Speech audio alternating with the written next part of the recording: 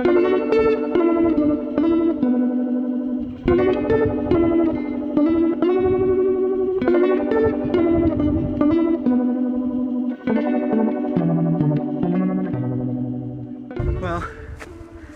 that's pretty much what it felt like when I made the decision to write my first script in 3 years.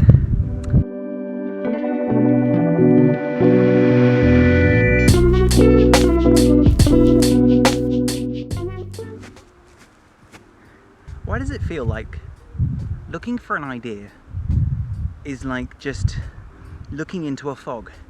Nothing really juts out, nothing really jumps out at you unless you've got a prompt, unless someone says, hey, there's a lighthouse over there, or hey, there's someone shining a light over there. That's what we're looking for. We're looking for something to let us know, oh, this is the direction I need to put my energy. But when we're looking at this vast expanse and someone says, just go, how do you filter out just everything? The best writing exercises I was ever given, well, we were given 3 different situations where characters came together in some form of conflict and we were told to write about it.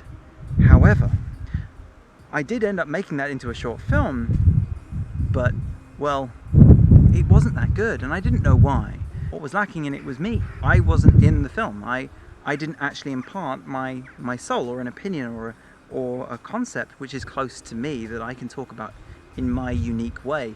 And I think that's the process that I needed to learn.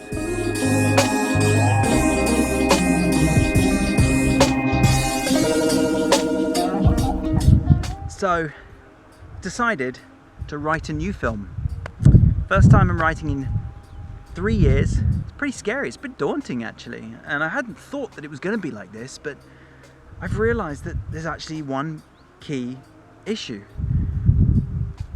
I don't really know what to write about right now.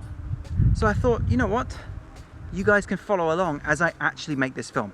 From script to screen, out to the world. It's gonna be good though. It's gonna be good. So, along this journey, as you can see, I've tried to come to somewhere that is a bit different to my studio. Don't worry, we'll be going back from time to time. This episode, we're going through how to come up with a concept. Probably different rules for everyone. Everyone kind of comes up with ideas in their own unique way and they get inspiration from different places. But, you know, maybe you might want to come to somewhere that's inspiring to you, or maybe someone might say something that inspires something in you. But there are a few things that I think I've learned over my journey that you still need to put your inspiration through to ensure that you are telling your story and not a conflation of lots of other ideas and stories in the same way that we've seen a million times before. So, let's start this. My awesome producer just keeps telling me every time, yes, but what is it that you want to talk about, that only you can talk about? And I think that is, like, as a writer, as a director writer, is probably the first question you need to ask yourselves.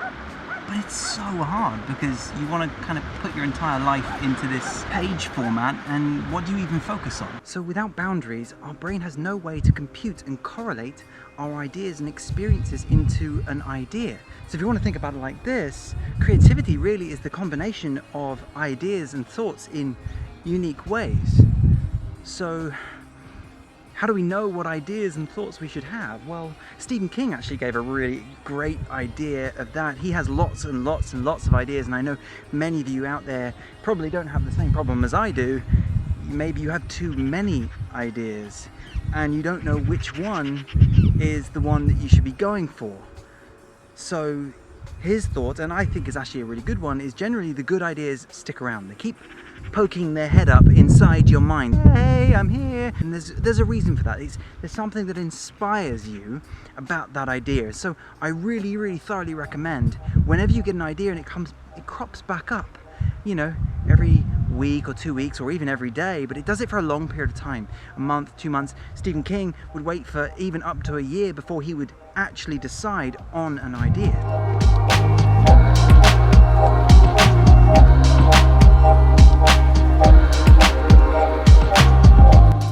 A conversation I had with my wife about what we'd been through, and she said, you know, what stories have we got in our lives? And so we started to talk about a period where we unfortunately had to be apart from each other through no choice of our own, but we had to be apart from each other, and we had a long distance relationship.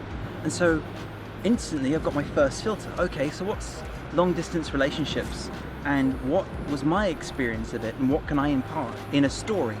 What is it that I've experienced? It could be recently, it could be in the past, where I've got some hindsight, which is actually really important as well, on the matter, and so I can really talk about it from an objective perspective in my films, in my story.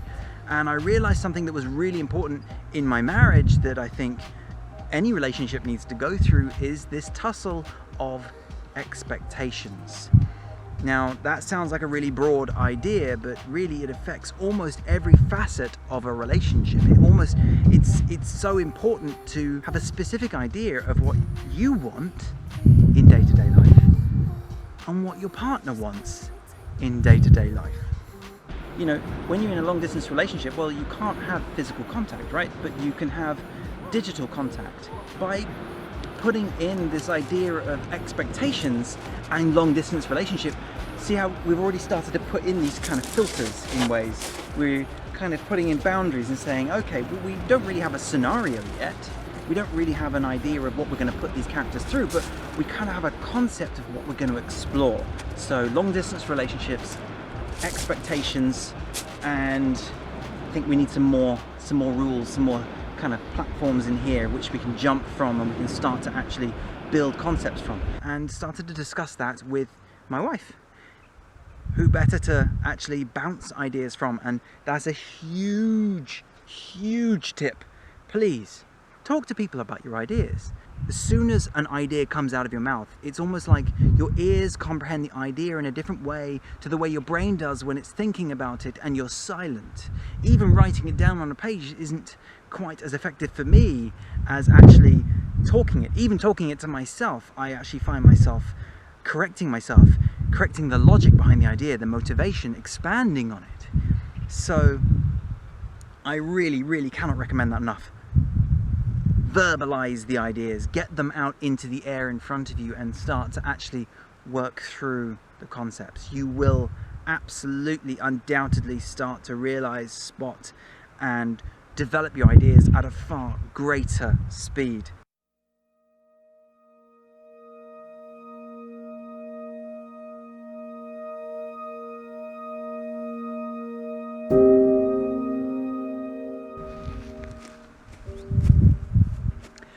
So we started this journey with just the concept of exploring the idea of expectations. Well, that's great. And then by digging a little deeper into my own past, my own history, started to come up with ideas that you can actually explore expectations through based on my own history, my own memories. And that's where you start to bring your own voice to your ideas and scripts, by bringing in elements from your own life, elements that you're interested in, and bringing them together in creative ways. So right now I've got expectations. I have my own past where I was in a long distance relationship with my wife for a period of time, and I've got other elements from our past that I can start to filter that through. But now I've got the next problem.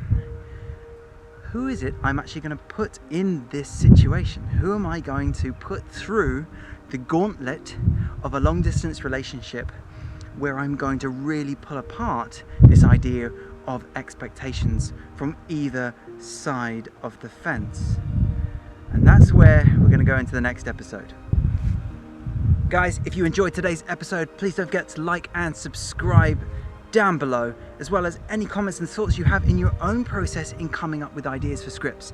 Also, don't forget to check out my Patreon page where I've got some awesome tiers, even the chance to have one-on-one sessions with me to talk about your films, and I hope to see you in the next episode.